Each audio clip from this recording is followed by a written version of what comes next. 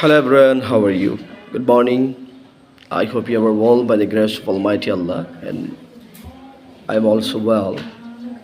You know, you are very interested in speaking English, and most of the people in our country wish to speak English language fluently like a native speaker, but speaking fluently in English is not a day course or is not a process for short time. It will take long time to speak English language fluently.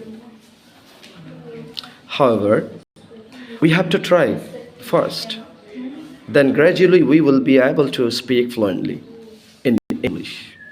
But how can we be a fluent speaker in English, or how can we speak English fluently, and how can we communicate using English around the world?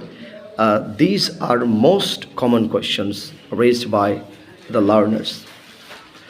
For the first times, you have to think English is not your mother tongue, and the reality is English in our country is not a second language also, but instead it is a totally foreign language for our country. And that's why the uses of English is not available in our country. In case in fixed place English is used as a second language, but most of the places in most of the places English is used as a foreign language. So when we think English as a foreign language, we feel afraid. We think, how can you use English because this is a foreign language, there is no available uses in everywhere in our country, and there some sort of afraid, some sort of fear increases in ourselves, and we become nervous to use English. If you want to get rid of this fearness, if you want to come out of this fear, we have to first listen English.